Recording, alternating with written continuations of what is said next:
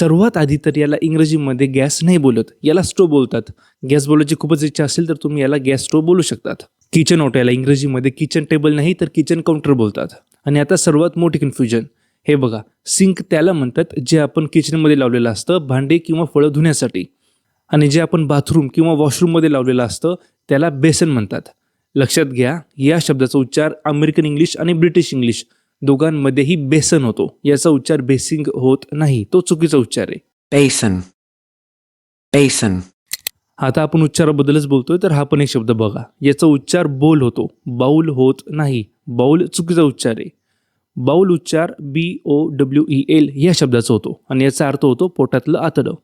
गाळणीला इंग्रजीमध्ये स्ट्रेनर बोलतात आणि चाळणीला सीव बोलतात.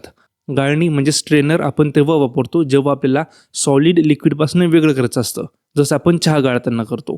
आणि सीव तेव्हा वापरतात जेव्हा आपल्याला सॉलिडमधनं नको असलेल्या गोष्टी वेगळ्या करायच्या असतात. पिठाला इंग्रजीमध्ये फ्लावर बोलतात, जसं गव्हाचं पीठ म्हणजे व्हीट फ्लावर. flour, flour. आणि ही आहे काही एक्स्ट्रा किचन वॉकॅब्युलरी. आय गेस तुम्हाला ही माहितीच असेल.